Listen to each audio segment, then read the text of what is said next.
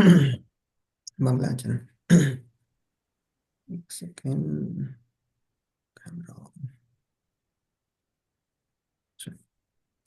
नमो अरिहंताणं नमो सिद्धाणं नमो आयर्याणं नमो वज्रायाणं नमो लोये सव्वसाहुणम् मंगलम भगवान वीरो मंगलम गौतमो गणि मंगलम कुंद कुंदार्यो जैन धर्मोस्तु मंगलम सर्वमंगल मांगल्यम सर्व कल्याण कारकम प्रधानम सर्वधर्माणां जैनम जयतु शासनम जैनम जयतु शासनम।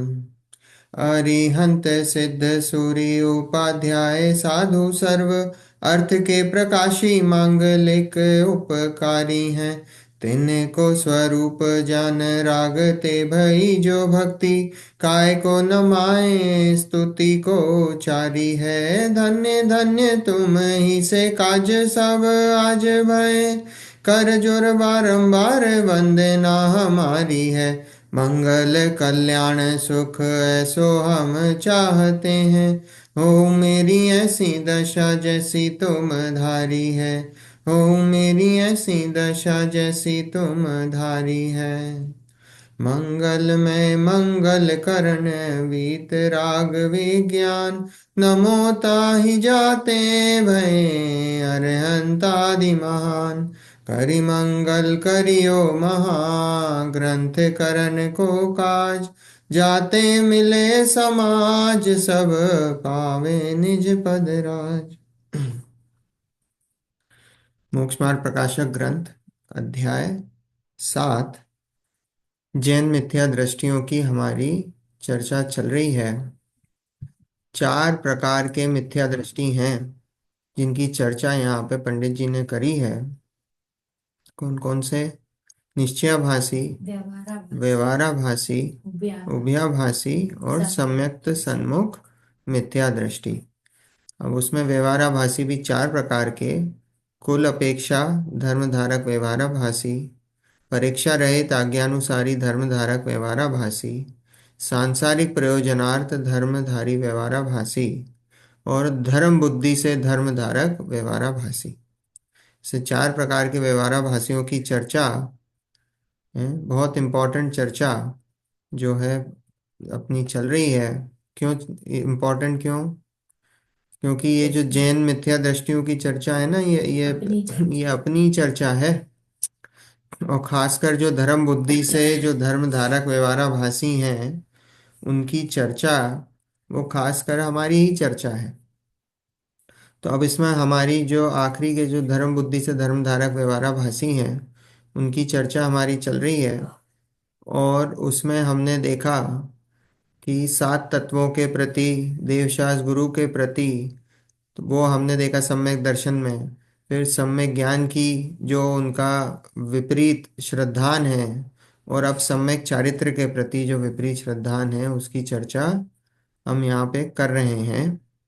और उसमें आज दो पेज नंबर 242, 242 और वो समय सार कलश 142 वो अपन वापस से लेंगे। कल हमने थोड़ी सी चर्चा करी थी, है ना। समय सार अनुशीलन में से लेंगे हम। फिर से पढ़ते हैं अपन। क्लिश्यन्तां स्वयमेव दुष्करतरे मोक्षोन्मुखे कर्मभिः क्लिश्यन्तां च परे महाव्रत तपोभारेण भग्नाश्चिरं साक्षान्मोक्ष इदं निरामय पदं संवेद्यमानं स्वयं ज्ञानं ज्ञानगुणं विना कथमपि प्राप्तुं क्षमन्ते नहीं। अब हिंदी में उसका। पंचाग्नि तप या महाव्रत कुछ भी करो सिद्धि नहीं जाने बिना निज आत्मा जिनवर कहें सब व्यर्थ है। मोक्षमय जो ज्ञान पद वह ज्ञान से ही प्राप्त हो निज ज्ञान गुण के बिना उसको कोई पा सकता नहीं। कल अपन ने इसका अर्थ देखा था, फिर से लेते हैं कि पंचाग्नि तप या महाव्रत कुछ भी करो सिद्धि नहीं। यहाँ पे देखो, पंचाग्नि तप कौन करते हैं? वैदिक वाले, दूसरे धर्म वाले। वो पंचाग्नि तप करते हैं, अग्नि जलाते हैं, खड़े हो जाते हैं, चारों तरफ अग्नि जलती है और एक पैर पे खड़े हैं। और तो ये मतलब ये पंचाग्नि तप उनका सबसे बड़ा तप है। पंचाग्नि तप, जब कोई भी चीज की सिद्धि करनी होती है उनको, वैदिक वालों को, तो बोले वो पंचाग्नि तप करते हैं। और हमारे उसमें क्या है? मुनिराज है, महाव्रत। सबसे बड़ा तप क्या है? महाव्रत है, मुनिराजों का व्रत। तो महाव्रत, बोले उनको कुछ भी करो सिद्धि नहीं, कुछ भी करने से सिद्धि नहीं है। क्यों? बोले जाने बिना निज आत्मा जिनवर कहें सब व्यर्थ है। बोले जिसने अपनी आत्मा को नहीं जाना, तो जिनवर कहते हैं, जिनवर मतलब जिनेंद्र भगवान कहते हैं कि सब कुछ व्यर्थ है। हम देखो इतनी क्रियाएं करते हैं दिन भर, हमको क्या लगता है? देखो अभी है ना, हम पाप और पुण्य से कैसे अपने आप को जोड़ते हैं कि अभी बहुत स्थूल चर्चा कर रहे हैं। हम परिणामों से तो मेजरमेंट करते ही नहीं है। परिणाम हमारे दिन भर, मान लो कि हमको कषाय हो रही हो या किसी प्रकार का जो भी हो, क्रोध मान माया लो, कोई भी कषाय चल रही, राग द्वेष चल रहा हो, लेकिन जब तक हम क्रिया में उसको नहीं करते हैं, जब तक हमको लगता ही नहीं कि हमने कोई काम अच्छा या बुरा करा है ना। हम पाप कब समझते हैं? कि हमसे कोई, किसी की हिंसा हो जाए या हमसे किसी का बुरा हो जाए या कुछ हो जाए, तो हम क्या सोचते हैं? हमसे पाप हो गया। हम्म। पर हम उसके अंदर जाएंगे तो परिणामों पर तो हम विचार ही नहीं करते कि हमारा दिन भर से क्या चल रहा है, कि दिन भर से हमारी कषाय चल रही, राग द्वेष के परिणाम चल रहे हैं। तो वो जो राग द्वेष और कषाय के परिणाम चल रहे हैं, वो क्या है? उनसे पाप लग रहा है कि वो क्रिया से पाप लग रहा है? और उसके अंदर और सूक्ष्म चले जाओ, तो सूक्ष्म और चले गए तो क्या, कि हम दूसरे द्रव्य की क्रिया के कर्ता हो सकते हैं कि नहीं हो सकते हैं? नहीं हो सकते। तो सबसे बड़ा पाप तो वो है। देखो हमने अनंत बार मुनिव्रत धारण करा, और हमने क्रिया भी जैसी होनी थी वैसी की वैसी क्रिया करी, और परिणाम भी, परिणामों में भी इतनी मंद कषाय रही कि जैसे होने चाहिए परिणाम वैसे परिणाम भी हुए, लेकिन अभिप्राय नहीं बदला। अभिप्राय नहीं बदला। अभिप्राय में क्या बैठा था? कि मैं मुनि हूं, मैं ये महाव्रत की क्रिया का करता हूं। तो जब तक वो अभिप्राय नहीं गया तो क्या है? वो अनंत संसार है।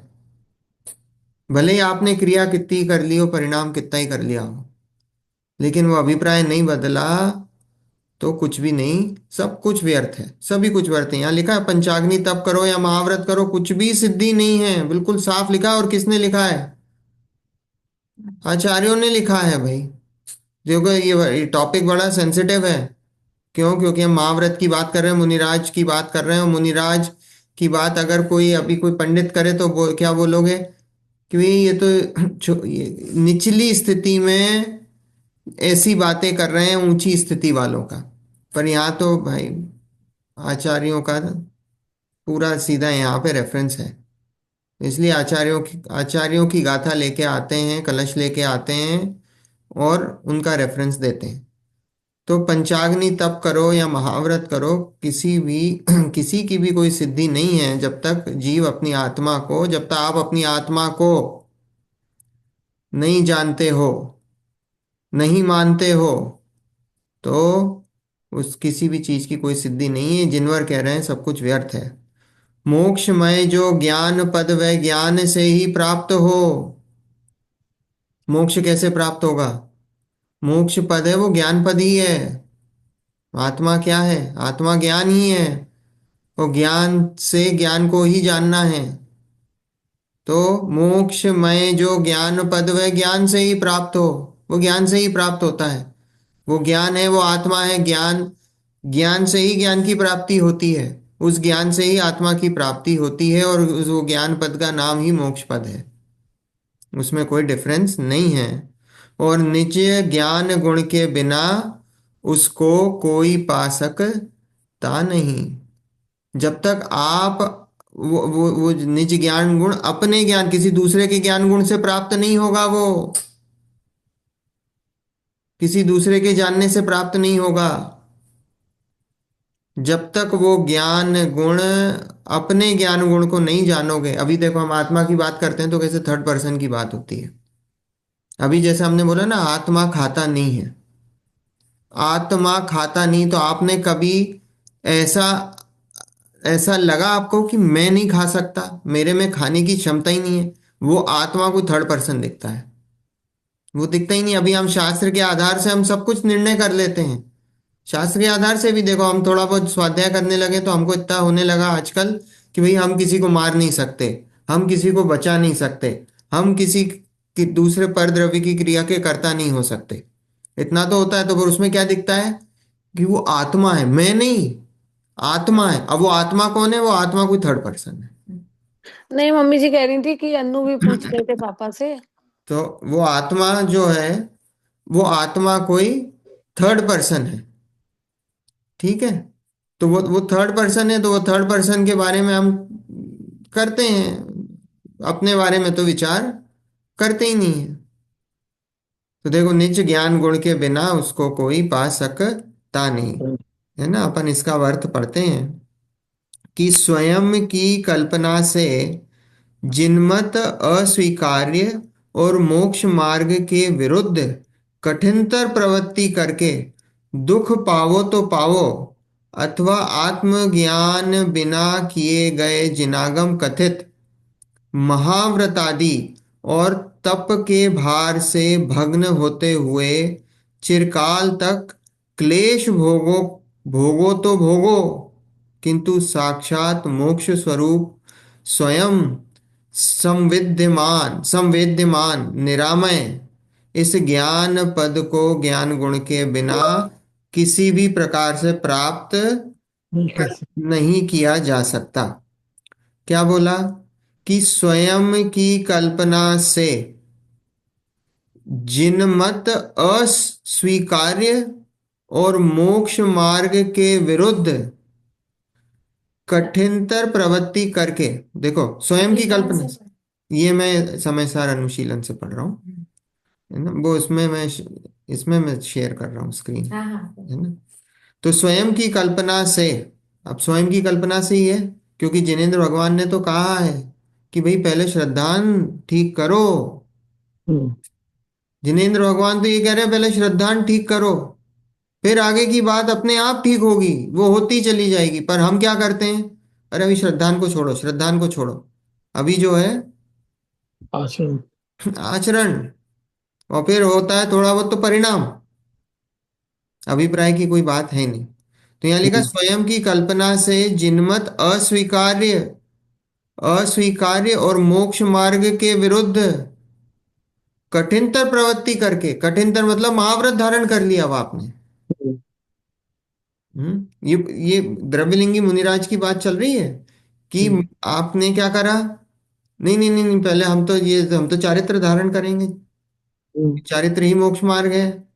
चारित्र तो पता ही नहीं होता क्या है, पर हमने क्या करा? चारित्र धारण कर लिया।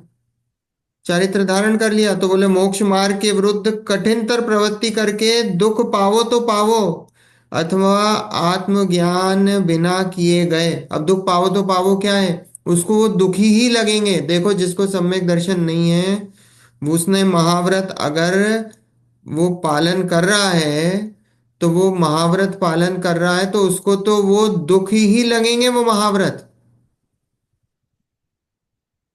वो महाव्रत दुख ही लगेंगे, दुख रूपी लगेंगे वो।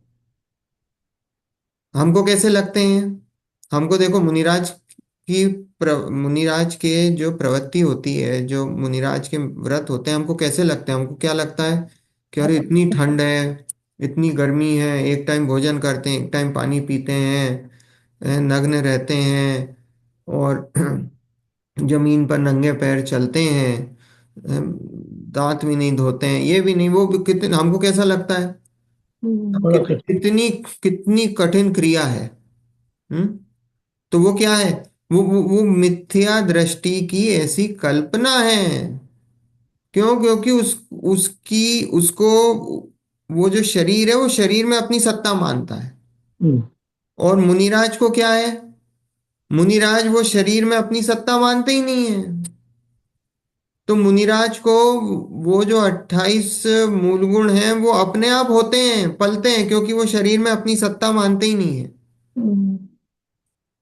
और वो मुनिराज जो ऐसा मानते हैं कि मैं इन शरीर की क्रियाओं का करता हूं, उनको वो दुख रूप ही भासित होंगे। वो भले ही ऊपर से बोलें, पर उनको वो दुख रूप ही भासित होते हैं। क्यों? क्योंकि शरीर में अपनापन है, अभी अभिप्राय है, अभिप्राय में अपनापन है शरीर से, इसलिए वो दुख रूप भासित होते हैं। यहाँ लिखा, कठिनतर प्रवृत्ति करके दुख पावो तो पावो, अथवा आत्मज्ञान बिना किए गए जिनागम कथित महाव्रत आदि और तप के भार से भग्न होते हुए। हम्म। भग्न होते हुए मतलब समझे, परेशान होते हुए, हम्म। चिरकाल तक, चिरकाल मतलब लंबे काल तक, दुख पाओ। चिरकाल बोलते हैं ना अपन, चिरंजीवी भव।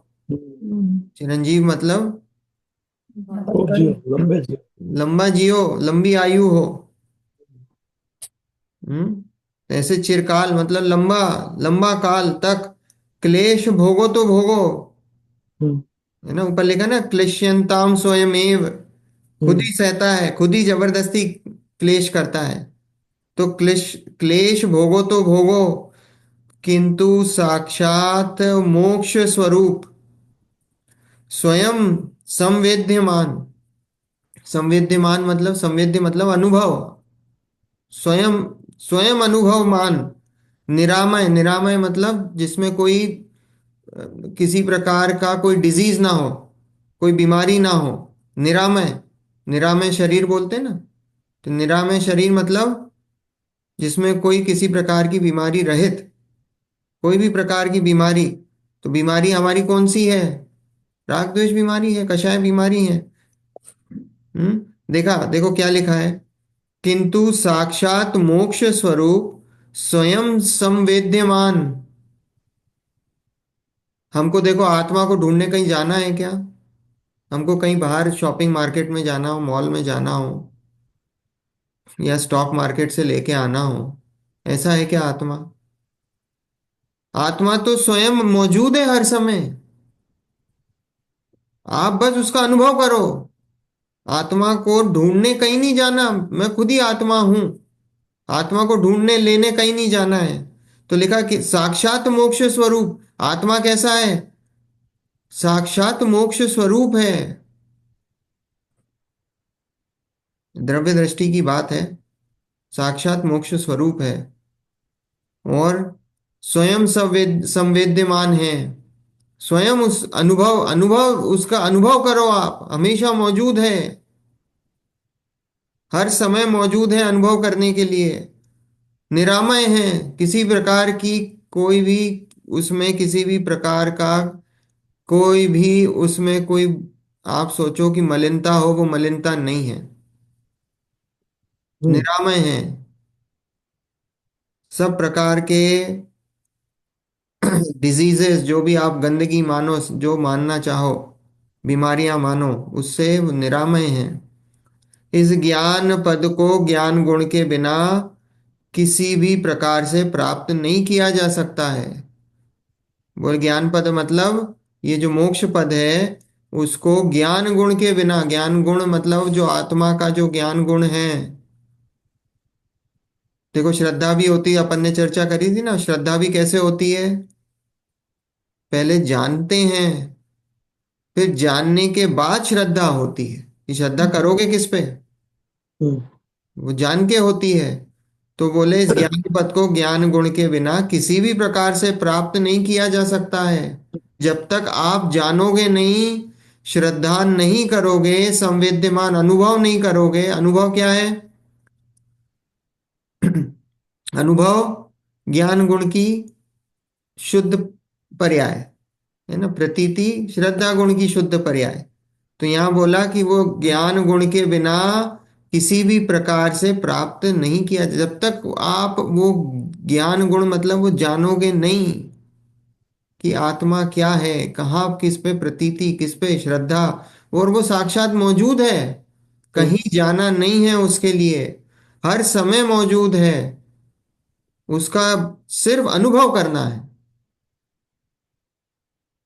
मोक्ष जाने के लिए हमें आप बताओ कौन सी सामग्री इकट्ठी करनी है? हमें कितने रुपयों का दान देना पड़ेगा कि हमको मोक्ष हो जाए? हम्म। नहीं है। कितनी कौन सी सामग्री आपको जुटानी पड़ेगी कि जिससे हमें मोक्ष हो जाए? सम्यक ज्ञान, सम्यक दर्शन, सम्यक ज्ञान, सम्यक चारित्र। कोई सामग्री नहीं जुटानी है, कोई सामग्री नहीं जुटानी है, सब कुछ मौजूद है। और जिस दिन आपने ये मान लिया कि सब कुछ मौजूद है, मुझे किसी भी प्रकार की, मेरे में किसी भी प्रकार की किसी भी चीज की कोई कमी नहीं है, मैं परिपूर्ण हूं, तो अपने आप ये जो रत्नत्रय हैं, ये सम्यक दर्शन, सम्यक ज्ञान और सम्यक चरित्र, इस आत्मा के आगे मस्तक झुकाते हैं।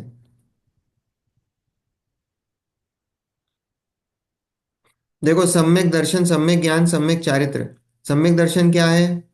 वो श्रद्धा गुण की पर्याय।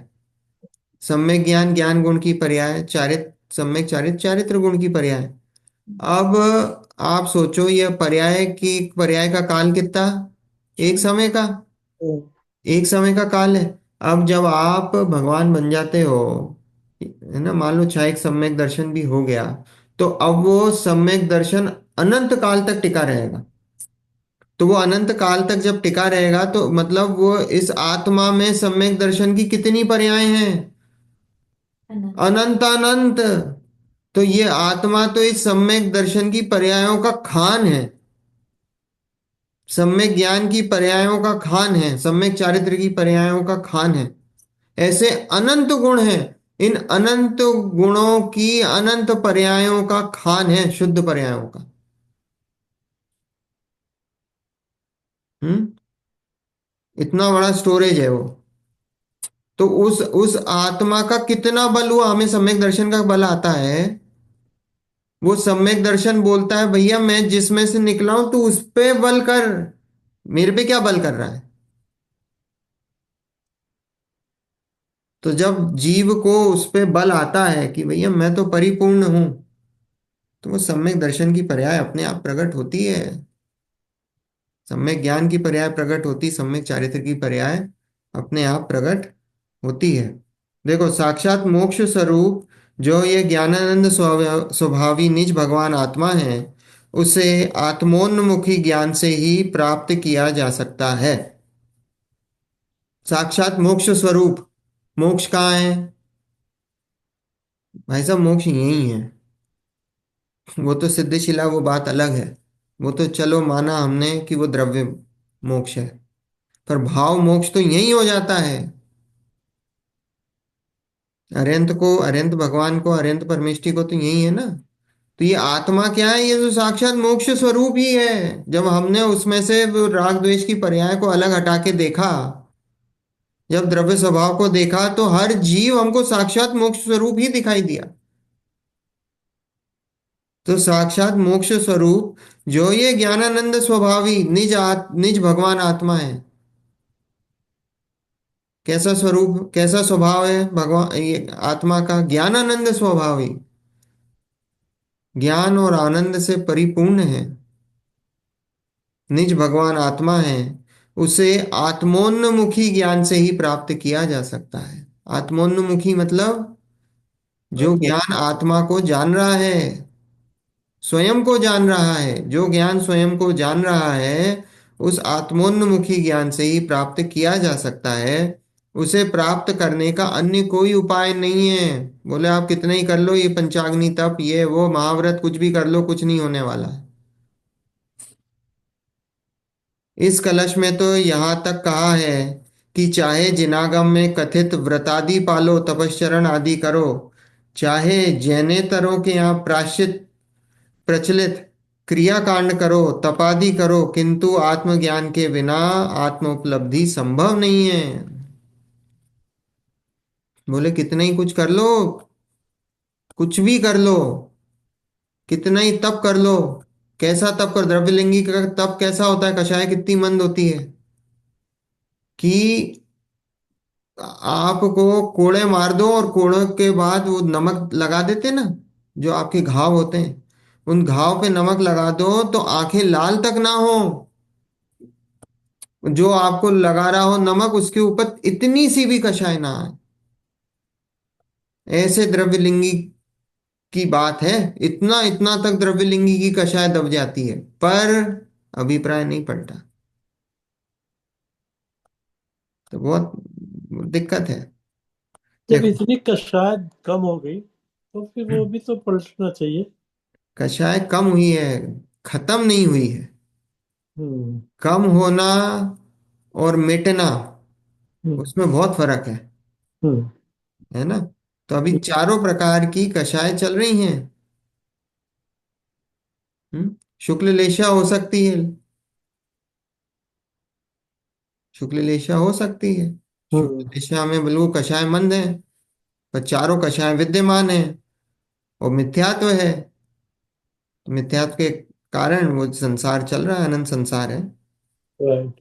हाँ, देखो, किंतु आत्मज्ञान के बिना आत्मोपलब्धि संभव नहीं है। इस कलश के भाव को स्वामी जी इस प्रकार स्पष्ट करते हैं। यहाँ कहते हैं कि जो जिनेन्द्र देव की आज्ञा से भाई है, ऐसे अज्ञानी व्रत उपवास तप आदि कर्मों से क्लेश पाए तो भले पाए, तथा जैनाभासी जैन मिथ्या दृष्टि भी महाव्रत आदि का पालन करके क्लेश पाए तो भले पाए, पर आत्मा के यथार्थ ज्ञान बिना उन्हें धर्म प्रकट नहीं होगा।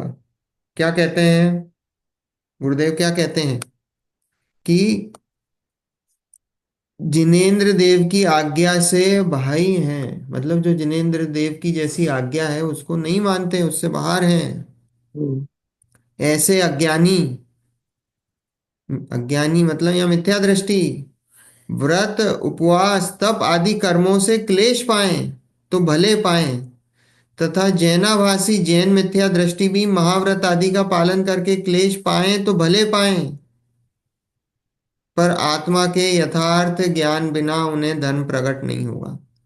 बोले दोनों को रख दिया कि भले ही जो मान लो व्रत उपवास कर रहा, उन्हें क्लेश हो चाहे ना हो, परिणाम उनके बिगड़ रहे हो चाहे ना बिगड़ रहे हो, जिन्होंने महाव्रत आदि धारण करें उनके परिणाम बिगड़ रहे हो या ना बिगड़ रहे हो, दोनों ही केस में। पर बोले कि जिनको आत्मज्ञान नहीं है, जिनको आत्मा का यथार्थ श्रद्धा नहीं है, उन्हें धर्म प्रकट नहीं होगा। हम्म। बाहर से हम कितने ही उनको बोल दें साहब ये कितने धर्मात्मा हैं, हम्म। हमारा तो धर्मात्मा का ऐसे ही मेजरमेंट है कि हम बाहर से क्रिया को देखते हैं, या ज्यादा से ज्यादा अगर थोड़ा हो तो परिणाम तक थोड़ा बहुत चले जाते हैं बस। अभिप्राय अगर नहीं बदला तो यहाँ बोला कि सब कुछ बेकार, सब कुछ वो उसका धर्म स्टार्ट ही नहीं हुआ है, धर्म प्रकट ही नहीं हुआ है। धर्म तो अंतर्दृष्टि पूर्वक अंतर्रमणता से होता है, और वह धर्म आनंद रूप है, दुख रूप नहीं। अगर धर्म में दुख हो तो फिर वो पालन ही क्यों करें। हम्म हम हर चीज बोलते हैं ना, कोई भी चीज हो बच्चों को कैसे, ये छोड़ दो वो छोड़ दो, ये छोड़ दो वो छोड़ दो, तो बच्चों को कैसा लगता है, ये तो धर्म तो बहुत दुख रूप है, ऐसा लगता है ना दुख रूप है। पर अगर उनको ढंग से समझाओगे कि इसका कारण क्या है, क्यों छोड़वाया है, हमारा क्या अभिप्राय है छोड़ने का, तो फिर वो दुख रूप नहीं लगता है। ऐसा है, अपने आप हो जाता है, अपने आप, करने की जरूरत नहीं है। तो लिखा धर्म तो अंतर्दृष्टि पूर्वक अंतर्रमणता से होता है, और धर्म तो आनंद रूप है, दुख रूप नहीं है। मुनिव्रत पालना आनंद है, दुख नहीं है। उसमें तो आनंद ही आनंद है, तीन कषाय चौकड़ी के अभाव रूप आनंद है। आप कैसी बात कर रहे हो? आप यहाँ बाहर आपको तो ठंड 22 परिचय सहते हुए दिखाई दे रहे हैं, पर यहाँ वो 22 परिचय कुछ भी नहीं है। वो तो शरीर से उनका कोई लेना देना नहीं है। मुनिराज तो अतीन्द्रिय आनंद, आत्मा का अतीन्द्रिय आनंद भोग रहे हैं। तीन कषाय संबंधी जो अभाव हो चुका है कषायों का, उस संबंधी आनंद भोग रहे हैं। जिसमें क्लेश हो वह धर्म नहीं हो सकता, क्योंकि धर्म तो सुख स्वरूप होता है, आनंदमय व आनंद कारक होता है। अन्य मति हो या जैन मति, आत्मज्ञान व आत्मा की प्रतीति रूप सम्यक दर्शन बिना कितना भी क्लेश सहे, उससे धर्म नहीं होता। कितना भी क्लेश सह लो, उससे धर्म नहीं हो सकता। यहाँ कह रहे हैं कि अशुभ से बचने के लिए दया दान व्रत तप आदि भक्ति आदि का व्यवहार होता तो अवश्य है, परंतु वह मोक्ष का कारण नहीं है। हम्म। हम्म, देखो साफ लिखा है, अशुभ से बचने के लिए बताया है कि भाई अशुभ में तुम लगोगे। अभी तुमसे बोला कि तुम ये भी करना बंद कर दो, इसमें मोक्ष नहीं है, तो क्या करोगे? भाई हम तो टीवी देखेंगे, ये देखेंगे, छल ग्रहण कर लोगे, हम्म, घूमने फिरने जाएंगे। तो उससे बोला कि भैया कम तुम ये कर लो, कम से कम तुम्हारी आगे सदगति मिलेगी। तो हो सकता है कि तुम्हें ये जो अभी निमित्त मिले हैं वैसे ही निमित्त मिलेंगे आगे जाके। जिन्हें इंद्रदेव मिले, जिनवाणी सुनने का अवसर प्राप्त हो, तो हो सकता है फिर चांस बन जाए फिर आगे। तो इसलिए उससे अशुभ से बचने के लिए दया दान व्रत तप भक्ति आदि सब बताया। पूजा करो, ये करो, दान दो, भक्ति करो, स्वाध्याय करो, साधर्मियों के साथ रहो, वो सारी बातें बताई हैं। बोले तो ये व्यवहार है, बताया है कि क्योंकि भाई नहीं करोगे तो अशुभ में जाओगे, हम्म, परंतु वह मोक्ष का कारण नहीं है। हम्म, ज्ञान की एकाग्रता की दशा होते हुए भी जब तक पूर्णता की प्राप्ति नहीं हो, तब तक बीच में व्यवहार का राग आता अवश्य है। देखो ज्ञान की एकाग्रता क्या होती है? ध्यान। ध्यान की डेफिनेशन क्या है? ध्यान की डेफिनेशन है ज्ञान की एकाग्रता, और उसमें पांच इंद्रिय और मन निमित्त पड़ते हैं। ठीक है। ये जो ध्यान है ना, ये ध्यान संगी पंचेंद्रिय के अलावा किसी का नहीं होता है। ये ध्यान कोई नहीं लगा सकता। और धर्म ध्यान होता है ना, हम्म, 4 प्रकार के ध्यान है: आर्त ध्यान, रौद्र ध्यान, धर्म ध्यान और शुक्ल ध्यान। तो ये जो होते हैं ये सिर्फ संगी पंचेंद्रिय के होते हैं, क्योंकि इसमें पंचेंद्रिय और मन निमित्त पड़ते हैं। 4 इंद्रिय वाले ध्यान नहीं लगा सकते, उनको आर्त ध्यान रौद्र ध्यान भी नहीं होते हैं। हम्म। उनको तो कोई ध्यान नहीं है। उनको ध्यान नहीं होता है। उनके परिणाम होते हैं, संश्लेष होते हैं, संश्लेष परिणाम होते हैं, पर ध्यान में मन की आवश्यकता पड़ती है, मन निमित्त पड़ता है। आवश्यकता इन द सेंस मन निमित्त पड़ता है। ध्यान तो अब ज्ञान की एकाग्रता है आत्मा, पर उसमें ऐसा निमित्त निमित्तिक संबंध है कि भाई वो जो संगी पंचेंद्रिय होते हैं वही लगा सकते हैं। हम्म, ऐसा निमित्त निमित्तिक संबंध है। कि बोले right, सम्यक दर्शन का जैसा निमित्त निमित्तिक संबंध है, बोले एक इंद्रिय जीव क्यों नहीं कर सकता सम्यक दर्शन? आँख हम्म, चींटी क्यों नहीं कर सकती सम्यक दर्शन? है कोई मकोड़ा क्यों नहीं कर सकता सम्यक दर्शन? तो बोले कि वो संगी पंचेंद्रिय को ही होता है, वो ऐसा निमित्त निमित्तिक संबंध है। ऐसे ही ध्यान का भी है कि ये जो ज्ञान की एकाग्रता है, ये ज्ञान की एकाग्रता में मन निमित्त पड़ता है, तो इसलिए संगी पंचेंद्रिय को होता है और किसी को नहीं होता है। तो हम तो इस अपेक्षा से हमारा तो भाग बहुत अच्छा है कि हम सब संगी पंचेंद्रिय हैं यहाँ पे। हम्म, हम्म। right, संगी पंचेंद्रिय हैं, पूरी हमें कैपेबिलिटी है, सम्यक दर्शन प्रकट करने की पूरी कैपेबिलिटी है, ध्यान लगाने की कैपेबिलिटी है। पर अभी यही निर्णय नहीं है कि ध्यान किसका लगाना है। हम्म। तो धर्म ध्यान तो चौथे गुण स्थान से ही होता है। हम लोगों के तो आर्द्र ध्यान और रौद्र ध्यान होते हैं। धर्म ध्यान तो चौथे गुण स्थान से होता है। मन की शक्ति मिली है तो उसका लाभ लेवे, दुर्लभता से मिली है। हाँ, नहीं। लाभ कहाँ ले रहा है? वो ऐसी स्थिति है जैसे जो चार इंद्रिय है, तीन इंद्रिय दो इंद्रिय जीव की है, या असंगी पंचेंद्रिय है, वैसी स्थिति है।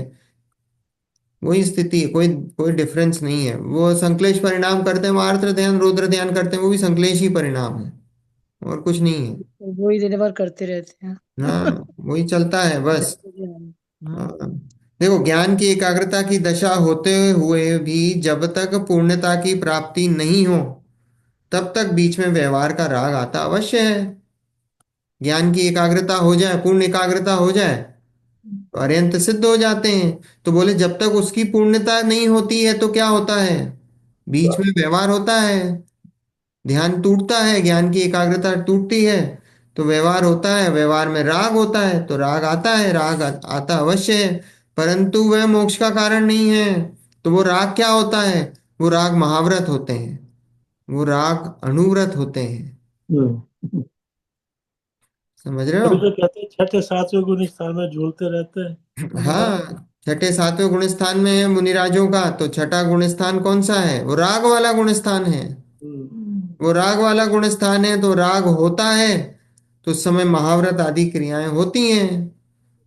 फिर सातवें में चले जाते हैं, फिर छठे में आ जाते हैं, फिर सातवें में चले, ऐसा चलता है, राग चलता है। ऐसी पांचवें गुण स्थान वाला है, पांचवा गुण स्थान अनुव्रति होता है। हम्म। जब वो आत्मा में नहीं टिकता है, उसको राग दशा चलती है, और राग दशा चलती तो अनुव्रत आदि की क्रियाएं पलती हैं उसकी। जैसी यथा योग्य जो जो प्रतिमा धारण करता है, उस हिसाब से वो क्रियाएं उसकी पलती हैं। हम्म। देखो, बहुत बहुत बड़ा ये इतना बड़ा सिद्धांत है इसमें। और इस सिद्धांत, ये जो सिद्धांत है ना, ये सिद्धांत का ये तो उद्घाटन जो है, ये तो अभी गुरुदेव ने करा है। हम्म। शास्त्रों में तो सब बात है। आप आप गुरुदेव किसको बोल रहे हैं? हाँ जी स्वामी। कांजी स्वामी को, है ना? तो वो, ये इसका उद्घाटन तो उन्होंने ही करा है। हम्म। क्यों? क्योंकि इसके पहले तो क्या मानते थे, ये अभी भी बहुत आयात में यही मानते हैं, अभी भी बहुत आयत में यही मानते हैं क्या, कि महाव्रत की क्रियाओं से मोक्ष होता है। हम्म। महावर्ती महाव्रत, क्रियाओं से तो मोक्ष नहीं होता, बाकी इनके बिना भी नहीं होता। वो वो वो यही मानते हैं कि ये जो महाव्रत की क्रियाएं हैं, अगर आपने महाव्रत ले लिया है, तो आप छठे गुण स्थान में आ गए हो, ऑटोमेटिक। राइट। ऐसा है।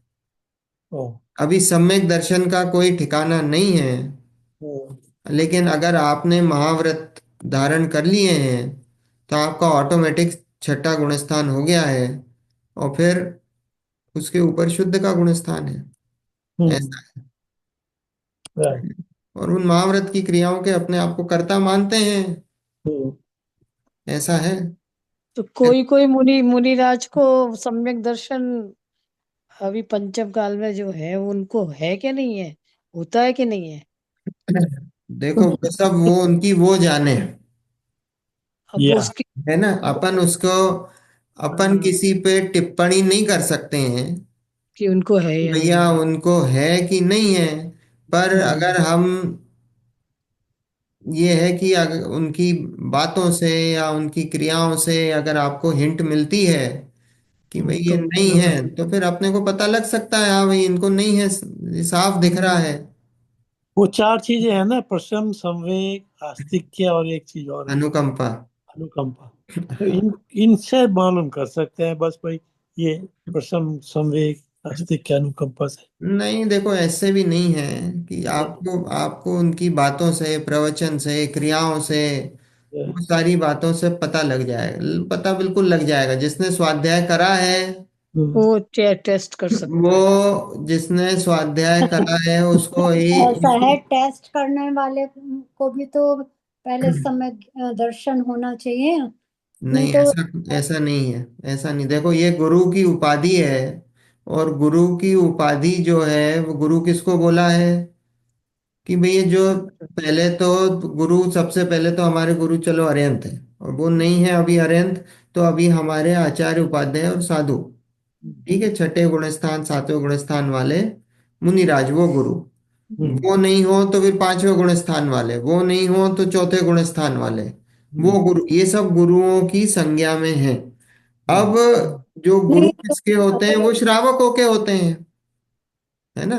अब वो श्रावकों के होते हैं, अब श्रावकों के ऊपर भी ये एक, अभी देखो अपन ने जब मोक्ष मार्ग प्रकाशक पढ़ा है, तो पहले अधिकार में श्रावकों की डेफिनेशन आई। श्रावक क्या है? श्रद्धावान, विवेकवान और क्रियावान। तब वो हमको उन्होंने टूल बॉक्स दे दिया है आचार्यों ने, कि भैया ये आचार्यों ने टूल बॉक्स दिया है और इस टूल बॉक्स से आप निर्णय कर सकते हो। जैसे आचार्यों ने हमको एक टूल बॉक्स दिया कि 28 मूल गुण हैं। अब अगर इन 28 मूल गुणों का कोई निराचार। मुमताज निरतिचार पालन कर रहे हैं, या अतिचार भी लग रहे हो कभी, तो कोई दिक्कत नहीं, पर इन 28 मूल गुणों का पालन कर रहे हैं, तो इसका मतलब वो मुनि की डेफिनेशन में फिट बैठते हाँ, हैं। अब ये किसने बताया 28 मूल गुण? ये मुनिराज, ये शास्त्रों आचार्य ही में बता के गए हैं। आचार्यों ने बताया। आचार्यों नहीं बता, तो क्यों बता के हम्म, गए? 28 क्यों बता के गए हमको? इसलिए बता के इससे गए कि भैया कल से कोई कोई छलिया नहीं आ जाए, हम्म, और कोई नहीं तो छलिया किसी आ को जाए और भी बोले कि साहब हम मैं हूँ जैन मुनि, हम्म, खुगुरु हो जाएंगे ना, खुगुरुओं को मानने तो लगा। फिर वो जैन मुनि हो जाएंगे, और कोई कहेगा ये जैन मुनि, तो आपस में फिर ये हो जाएगा भैया जैन मुनि है कौन से। तो हम्म। आचार्य बता के गए भैया ये आपके टूल बॉक्स में 28 मूल गुण है, आप इससे मेजरमेंट कर सकते हैं। हम्म, हम्म। ठीक है। तो इसलिए जो ये जो गुरु है ना, ये गुरु बहुत इंपॉर्टेंट है। आप गुरु ऐसे ही नहीं किसी को मान लेना कि आपने, कि भैया अब हमने तो, हमारी तो ये तो श्रद्धा की बात है ना। तो जैसे हम हम्म। दूसरे देव के आगे मस्तक नहीं झुकाते हैं, हम्म। हम किसी दूसरे देव के आगे मस्तक नहीं झुकाते, हम राम के, गणेश के, शिव पार्वती, हम किसी के आगे मस्तक नहीं झुकाते हैं। क्यों नहीं झुकाते हैं? क्योंकि भाई कुदेव है वो तो रागी हम्म। पेशी है। हम देव उनके आगे शास्त्र गुरु मस्तक का थोड़ी। भी तो श्रद्धा सम्यक दर्शन में आता है। हाँ, वो भी व्यवहार है, व्यवहार सम्यक हाँ। दर्शन में आता बिल्कुल। पर हाँ। हम उनके उनके आगे मस्तक नहीं झुकाते। तो ऐसे ही जब हम हाँ। गुरु को, जब हम परीक्षा करेंगे, तो गुरु की भी तो परीक्षा करके ही हम सर झुकाएंगे ना। हम्म। हम ऐसे ही थोड़ी झुका देंगे गुरु के आगे मस्तक की भैया, क्यों? हमने बस, हमारा इनने इनने बोल दिया कि परंपरा, हाँ परपाटी से। परंपरा से चल रहा है, या कुछ भी जो लोग जगत मान रहा है, तो हम भी मानेंगे इनको, हम्म। है ना। तो यहाँ पंडित जी ने पूरा, इसलिए यहाँ परीक्षा लेना भी सिखाया है। इस ये ग्रंथ कोई छोटा मोटा नहीं है। यहाँ हम्म, पंडित जी ने, 90% श्रावक को तो ये पढ़ता ही नहीं है ना, शास्त्रों का ज्ञान ही नहीं है, तो फिर वो क्या करे। तो जो बताते हैं फिर मुनिराज, जो बताते हैं ऊपर ऊपर का, वैसे वैसे पालन कर रहे तो हैं। अज्ञानता सबसे बड़ा पाप है ना आंटी। सबसे वो बड़ा तो पाप क्या है? सबसे नहीं, बड़ा लेकिन पाप ही जो अज्ञानता जो है। जो गुरु है वो जो रास्ता मोटा मोटा दिखा रहे हैं, कम से कम सही रास्ता तो दिखाए, वो तो शास्त्रों का अध्ययन करते हैं। अब वो सब क्या करें, अब वो जब जो चल रहा है, अब वो सब अपने हिसाब से सब अपना अपना कर रहे हैं। अब लेकिन ये है कि अब देखो, अपने अब तो लोगों पढ़े की, लिखे हो गए हैं अपन, चलो बहुत अच्छी बात है कि हाँ अपन शास्त्रों को अपनी पढ़ तो सकते हैं, अपनी उनमें तो थोड़ा कम से सा कम भली होनहार भेद है, ये विज्ञान मान कर लो। सकते हैं। हाँ, भेद विज्ञान कर रहे हैं हाँ और अपना सुधार रहे हैं। लेकिन अपनी, जो लोग पढ़ते हैं, हाँ जानते हाँ नहीं है, भेद विज्ञान नहीं करते, वो तो बेचारे जैसा जिसने बोला वैसे चल हाँ, वो देते हैं। चल रहा है, वो चल रहा है बिल्कुल। देखो हम शास्त्र स्वाध्याय इसलिए करते हैं कि हमारी जो गलतियां हैं, वो गलतियों को पकड़ें और हाँ। उनको सुधारें। और शास्त्र अब स्वाध्याय हम बड़े खुले मन से करते हैं। हम ऐसा नहीं है हाँ, कि हम किसी को, हमको कोई डर हो पूर्वाग्रह गए है, हो। हमको हाँ। कोई पूर्वाग्रह है, ऐसा नहीं। हम शास्त्र स्वाध्याय बड़े खुले मन से वो करते हैं। हाँ, वो तो और जो अपनी बात, उत्सुकता है ना, कि अपना अपनी अज्ञानता मिटे और हाँ अपन हमारी अज्ञानता दूर हो, और हमारी जो गलतियां हैं वो गलतियों में सुधार हो। कि नहीं तो अपन फिर को भी मतलब मुनि ही क्या होने का, है। तो होने का वो सब चाहिए। अपन भी व्रत धारण, मतलब मुनिराज ही बनेंगे, जो हाँ बिल्कुल, बनेंगे। ऐसी भावना होनी चाहिए। हाँ। अगर ऐसी भावना लेकिन नहीं है, तो फिर इसका मतलब शास्त्र स्वाध्याय करने का कोई औचित्य नहीं है। सम्यक दर्शन प्राप्त तुमने करें वो दर्शन मुनिराज प्राप्त करे बनेंगे। हो हमारे पर्याय में, और हम भी किसी दिन कब मुनि धर्म अंगीकार करके हाँ। हाँ। मोक्ष जाएं। कब जाए। हाँ। देखो हम्म। ज्ञान स्वभावी आत्मा के सन्मुख होने पर जो ज्ञान होता है, हम्म। या ज्ञान की पर्याय होती है, वही वीतरागी पर्याय है। वीतरागता कैसे उत्पन्न हो? भी हम तो ज्ञान एक कोने में जाके बैठ जाएं, और हमें कोई डिस्टर्ब मत करना, है ना। हम्म। या तो हम कोने में जाके जंगल में जाके चले जाएं, भैया हमको डिस्टर्ब मत करना, क्योंकि जब भी कोई आता है तो हमारे तो राग द्वेष होता है। ऐसे होगा क्या? नहीं होगा। हम बोलते हैं ना कि हाँ, हम क्यों यार, तू मेरे सामने आ जाता है और मेरे को गुस्सा आ जाता है, वो तो तेरे कारण आया क्या गुस्सा? नहीं भाई, वो तेरे गुस्सा तो तेरे अंदर ही भरा हुआ था, वो तो निमित्त बन गया बस। अब वो सामने हो चाहे नहीं हो, तेरे को गुस्सा आना है तो गुस्सा आएगा। हम्म कारण तो खोजता नहीं हम्म, है। तो वो, तो यहाँ ज्ञान स्वभाव देखो क्या, ये क्यों बता रहा हूं मैं? ये हम्म। इसलिए बता रहा हूं कि ये लिखा है कि ज्ञान स्वभावी आत्मा के सन्मुख होने पर जो ज्ञान होता है या ज्ञान की पर्याय होती है वो वीतरागी पर्याय है। वो जो वीतरागी पर्याय है वो कहीं कोने में बैठने से या कहीं इधर उधर जाने से या अपने गुस्से को रोकने से नहीं होती है। आप गुस्से को कितना भी रोक लो, गुस्सा नहीं रोक सकते हो। वो गुस्सा कब रुकता है? जब आप अपनी आत्मा की शरण में जाते हो, जब आप अपने आप को आत्मा मानते हो कि मैं किसी पर द्रव्य का कर्ता धर्ता नहीं हूं, पर द्रव्य मेरा कर्ता धर्ता नहीं है, मेरा स्वभाव तो ज्ञान दर्शन मय स्वभाव है, राग द्वेष मेरा स्वभाव नहीं है। जब अपने स्वभाव पर दृष्टि जाती है तो पर्याय में अपने आप वीतरागता उत्पन्न होती है, और उस वीतरागता का नाम ही सम्यक चारित्र है। हम्म, हम्म। गुस्से को कैसे रोकें? बोले अपनी आत्मा की शरण में जाओ, गुस्सा अपने आप रुक जाएगा। और किसी तरीके से गुस्सा नहीं रुक सकता। भले उपदेश में बोलते हैं, उपदेशात्मक भाषा होती है ऐसी बोलने की, भैया अपने गुस्से को कंट्रोल करो, पर उसको कंट्रोल करने का सही तरीका क्या है? सही तरीका यही है कि अपनी आत्मा की शरण में जाओ, गुस्सा रुकेगा। वही वीतरागी पर्याय है। आहा, उस वीतरागी पर्याय से आत्मा को केवल ज्ञान होता है। निमित्त निमित्तिक संबंध है। हम्म, जब पूर्ण वीतरागता हो जाती है तो क्या होता है? केवल ज्ञान हो जाता है। केवल ज्ञान हो जाता है। अब आप सोचो, केवल ज्ञान हो जाता है तो आपको पूरे तीन तीन काल के, भूत काल के, भविष्य काल के, वर्तमान काल की सारी, सब द्रव्यों की सारी पर्याय दिखाई देती हैं। तो अगर गुस्सा आना हो तो भूतकाल में मान लो आप सब, मान लो कभी राजा बने हो, सैनिक बने हो, कुछ बने हो, आपको किसी ने युद्ध में मार दिया हो, किसी ने कुछ जहर दे दिया हो, किसी ने बुरा कर दिया हो, सारा कुछ दिखाई देता है। अभी हम वो पढ़ रहे थे रतन कर्ण शर्वकाचार्य, उसमें हाँ, है सलोका नाम, त्रिलोका नाम। लोका नाम, हाँ, यद विद्या विद्या दर्पण। दर्पण आए थे। हाँ, उसमें तीनों लोगों के, और सब सलों का नाम है, जो आकाश है जिसमें कुछ नहीं है, उसका भी सब ज्ञान होता है उनको। उसमें दर्पण की माफी चमकता है। हाँ। अपन ने केवल ज्ञान की चर्चा करी ना, कि केवल ज्ञान का कितना विस्तार अपन ने चर्चा करी है अंकल, कि वो केवल ज्ञान की क्षमता कितनी, कि वो अपने केवल ज्ञान की अनंत पर्यायों को एक साथ एक समय में देखता है, और खुद की तो देखता ही है, वो अनंत केवली है, उन अनंत केवलियों की अनंत केवल ज्ञान की पर्याय को भी एक समय में एक साथ देखता है। आप वो तो सोचो विश्व केवल के ज्ञान, प्रत्येक कण कण का दे।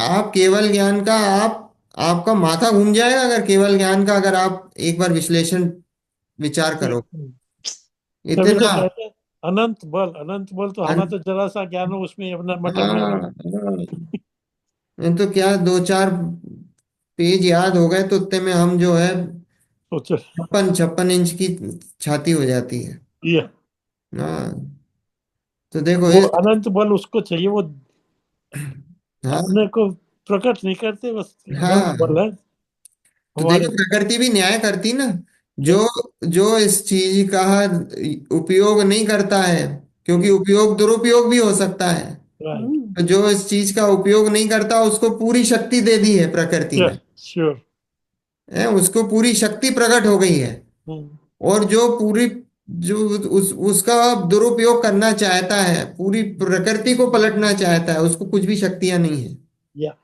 उसको कुछ भी नहीं है। एक दफा ऐसे सुन रहा था मैं कि मान लो तुम सोच रहे हो भाई मुझे तो सम्यक दर्शन हो गया, तो किसी को बताने की जरूरत नहीं है कि मुझे हम्म। सम्यक दर्शन हो गया। अपने आप अंदर से अपना आनंद लो। हाँ, बस। उसमें बताने, अब देखो किसी ने पूछा और बता भी दिया तो कोई बात नहीं है। हम्म, ऐसी कोई बात, किसी ने पूछा तो झूठ भी नहीं बोला, आपको सम्यक दर्शन है तो बोले हाँ है, उसमें कोई दिक्कत नहीं है, बोले हाँ हमें आत्मा की अनुभूति है, हम्म। है, कोई दिक्कत नहीं है। फिर वो 20 सवाल पूछे ना, तुम ये ऐसे कैसे कर दो, तुम ये हाँ क्यों कर दो। हाँ तो इसलिए अपने अपने आनंद लो अपना। हाँ। आप। नहीं, देखो देखो आचार्य तो बताते ही है ना, ये सब आचार्यों ने लिखा है ना। अगर वो नहीं लिखते तो वो अनुभव में भी कैसे आता, तो उनके अनुभव को बताया ना हाँ उन्होंने। हाँ हाँ बिल्कुल। आचार्यों ने लिखा अरे है अब ना। कुंद कुंद वो तो आचार्य आंवला, की, आंवला देखो, के समान बोले मैं दिखाता हूँ। अमृत हाँ चंद तो वही बोलते ना, मैं दिखाता हूँ आत्मा, अब तुम पूरा मेरे सब अनुसार अनुभव देख में लो। ही लिखे हैं सारे ग्रंथ, सब ये आचार्यों ने, जो आज कुंद कुंद आचार्य से लेकर उनके जो, अनुभव भी है, हाँ। हाँ उनकी आचार्यों आमूल की बात चले आ रहे दूसरी हैं। है। साधारण आदमी मान लो मैं कहने लगूं कि मुझे सम्यक दर्शन हो गया, तो अपना आनंद लो उसका, कि दूसरों को बताने की क्या जरूरत है। हाँ हाँ बिल्कुल। हाँ बस ठीक है, वो और सामान्य कोई व्यक्ति। देखो झूठ भी नहीं बोलना, अगर हो गया तो अच्छी बात है, उसमें क्या है, वो किसी ने सम्यक पूछा। दृष्टि जीव काय को झूठ बोलेगा। हाँ, हो गया झूठ तो भी नहीं ठीक है, बोलना। अच्छा है, अपने आनंद की बात बता रहा है तो बहुत अच्छी हाँ बात है। हाँ, और वो उसकी तो और चाहता ही अनुमोदन है ही करना। दूसरों को भी सम्यक दर्शन हो, वो तो हाँ, चाहता ही है। अनुमोदन ही करना ना। हाँ हाँ, बहुत अच्छी बात है भाई। हाँ, तुम्हें अनुभव प्रकाश आ रहा है अपना आत्मा, तो बहुत अच्छी बात मुझे मुझे इसकी रत्न की प्राप्ति हुई है, तो दूसरों है, को भी बहुत रत्न की अच्छी। प्राप्ति हो। तो, देखो इसको फटाफट खत्म करते हैं, फिर हम्म, हाँ आगे अगली बार करेंगे। देखो, एक इसी कारण कहा है कि ज्ञान साक्षात मोक्ष है। एक प्रकार से कहें तो ज्ञान स्वरूपी भगवान आत्मा मोक्ष स्वरूप ही है, तथा उसमें जो ज्ञान की पर्याय एकाग्र होती है वह भी मोक्ष स्वरूप ही है।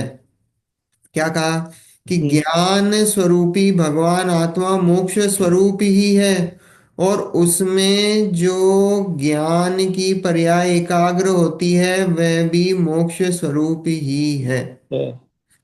ये देखो, इस पे तो 1 घंटे का, 1 घंटे का अपना चर्चा चल सकती है। हम्म, बहुत जल्दी से शॉर्ट में 2 मिनट में, कि ज्ञान स्वरूपी भगवान आत्मा मोक्ष स्वरूप ही है। ज्ञान स्वरूप मतलब यहाँ पर्याय रहित जो त्रिकाली द्रव्य है उसकी चर्चा हम्म, है। तो वो कैसा है, वो ज्ञान स्वरूप भगवान आत्मा वो मोक्ष स्वरूप ही है, वो तो शुद्ध का शुद्ध ही है, हमेशा शुद्ध है, परम हम्म, पारिणामिक भाव। हम्म। वो हाँ, परम पारिणामिक भाव है, वो हमेशा से वैसा का वैसा ही है सभी जीवों में, वो तो बोले मोक्ष स्वरूप ही है। अब लेकिन उसमें जो ज्ञान की पर्याय एकाग्र होती है, मतलब जो ज्ञान की पर्याय उसमें तन्मय हो जाती है, वो भी वो मोक्ष। जो ज्ञान की पर्याय तन्मय हुई उसमें, तो वो ज्ञान की पर्याय भी मोक्ष स्वरूप हो जाती है। हम्म, मतलब जैसा वो द्रव्य है शुद्ध है, वो ज्ञान की पर्याय भी वैसी की वैसी शुद्ध हो जाती है, और वो जब वो पर्याय शुद्ध हो जाती है तो वो मोक्ष स्वरूप हो जाती है। और है। और मोक्ष है क्या, मोक्ष भी तो वही है ना, जैसा त्रिकाली द्रव्य शुद्ध है, उसमें जब पर्याय अपनापन करती है, अपनापन करने के बाद खुद को जानती है और उसमें रमण करती है, उसी का नाम सम्यक दर्शन, सम्यक ज्ञान, सम्यक चारित्र है, और वही मोक्ष है। वही मोक्ष। वही मोक्ष है। आने लगा ना उसका। हाँ, अब सब जगह से निवृत्त, सब जगह से आपका वो टूट गया, राग द्वेष खत्म हो गया। क्यों? क्योंकि आपको अपनी सत्ता का भान हो गया, आपको अपनी सत्ता का पावर पता चल गया, आपको पता चल गया कि पर द्रव्य मेरा कुछ करता धरता है नहीं, और मैं पर द्रव्य का कुछ करता धरता नहीं हूं। हम्म, मेरी बाउंड्री तो बस यही है, मेरी बाउंड्री तो अपने स्वद्रव्य में है, उतने ही सीमित है। बस आप अपने द्रव्य का आनंद भोग रहे हो, बस। बस इतनी सी बात है। देखो, हम्म, राग रूप व्यवहार मोक्ष का कारण नहीं है, ऐसा कहकर जो व्यवहार का निषेध किया है उसका यह अर्थ नहीं कि व्यवहार है ही नहीं, होता ही नहीं है। देखो, यहाँ पे फिर खबरदार भी कर दिया, ऐसा मत मानना कि राग होता नहीं है, व्यवहार हम्म, होता नहीं है। हम्म, व्यवहार का निषेध नहीं करा है। हम्म, देखो ये बहुत बड़ी भ्रांति है। बहुत लोग क्या मानते हैं कि अरे ये गुरुदेव कांजी स्वामी जो है वो निश्चयाभासी है, निश्चय की बात करते हैं। कहीं पे भी कोई सा भी प्रवचन ले लो आप, कोई सी भी हम्म, कहीं पे भी व्यवहार को नहीं माना ऐसी बात नहीं है, पर व्यवहार को धर्म नहीं माना, बस इस बात पे बल दिया है। व्यवहार को उपादेय नहीं माना, इस बात पे बल दिया। ये नहीं बोला कि व्यवहार नहीं होता, हम्म। व्यवहार होता है, पर व्यवहार धर्म नहीं होता। वो है ना, समय इस सार बात में पे जो है, पहली लाइन तो कहेंगे निश्चय की, और दूसरी उसी के साथ व्यवहार की व्यवहार बताते भी बताएंगे, क्योंकि वो है ना, एकदम हैं। स्वच्छंदी ना हो जाए। हैं? कुंद आचार्य ने भी सब सब करा है, ऐसा नहीं 11वीं गाथा में अब रुक जा भैया। हम्म, हाँ, ऐसा है देखो। उसका ये अर्थ नहीं है कि व्यवहार है नहीं, हम्म, व्यवहार होता ही नहीं है। सम्यक दृष्टि को जहां तक पूर्ण वीतरागता ना हो तब तक व्यवहार होता है, परंतु वह मोक्ष का कारण नहीं है। नहीं है। देखो बिल्कुल साफ ये गुरुदेव ने बोला है ये। हम्म, कि सम्यक दृष्टि को जहां तक पूर्ण वीतरागता ना हो तब तक व्यवहार होता है। होता है, बिल्कुल होता है व्यवहार, पर व्यवहार मोक्ष का कारण नहीं है। क्योंकि व्यवहार तो पर द्रव्य की क्रिया है, शरीर की क्रिया है, रागवश होती है, ज्ञानी भी जानते हैं, हम्म, छोड़ना चाहते हैं, पर राग है जब तक वो क्रियाएं चलती हैं। है ना। देखो समय हो गया है, अब वापस अगली बार मोक्ष मार्ग प्रकाशक फिर लेंगे। अभी तो अपन ने सिर्फ 142वां कलश समय सार उसकी चर्चा यहाँ पर करी। अगले हफ्ते से आगे कंटिन्यू करेंगे। चलिए। चलो। जिनवाणी स्तुति। निज निधि निज में बताई, बताई यह ये तो अनंत अनंत उपकार उपकार है। है उसके जिसके लिए लिए जिन जिन वाणी वाणियों को वंदना वंदना शतवार शतबार है। है वंदना वंदना शतबार शतवार है। है वंदना वंदना शतबार शतवार है। 9 बार नमो काल में।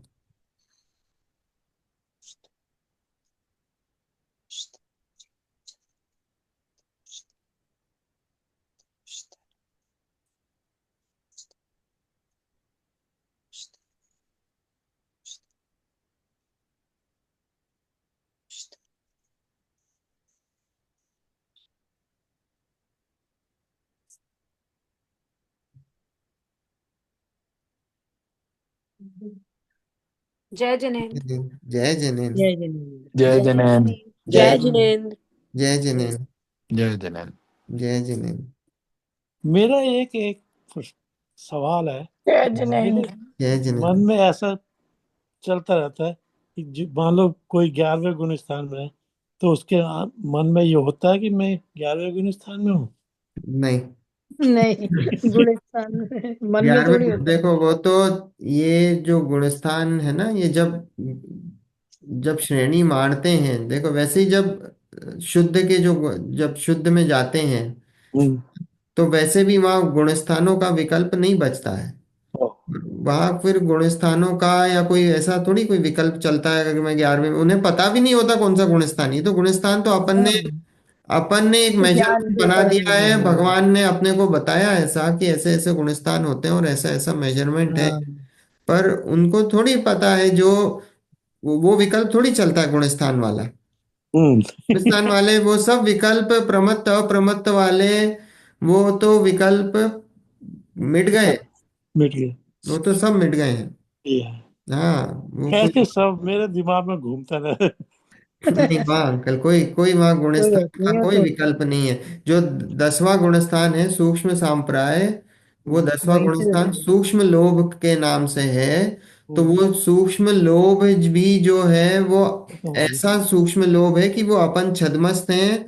वो तो अपन समझ ही नहीं सकते, वो केवल ज्ञानी के ज्ञान गम्य है। कोई पूछे कि भाई 10वें गुण स्थान में कैसे परिणाम होते होंगे, सूक्ष्म लोभ वाले परिणाम है, तो बोले वो सूक्ष्म लोभ वाले परिणाम हम बता ही नहीं सकते, वो केवल ज्ञानी के ज्ञान गम्य परिणाम है।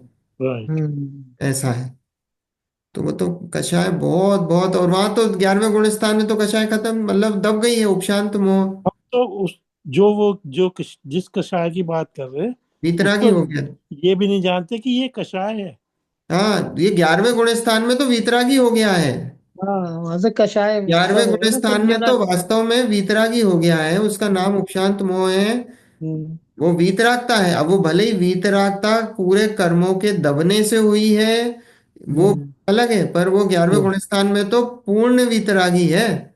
हम्म। पूर्ण वीतरागी है। तो घातीय right। कर्म का वो नाश अघातीय कर्मों की रहती है, प्रकृतियां होना। नहीं घातिया घातिया कर्म की अभी प्रकृतियां बाकी हैं।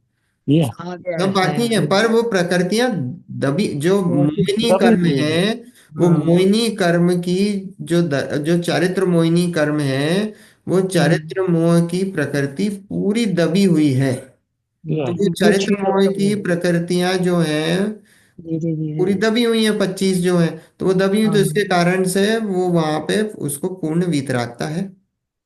हाँ। ऐसा है। हम्म। मतलब वो तो एग्जैक्ट वैसी वीतरागता है। जैसे भगवान की वीतरागता है वैसी या वीतरागता है। या कोई फर्क नहीं है। कोई फर्क नहीं वीतरागी है। तो वहां तो विकल्प हम्म। का सवाल ही नहीं है, गुण स्थान का या 11वें का या कोई।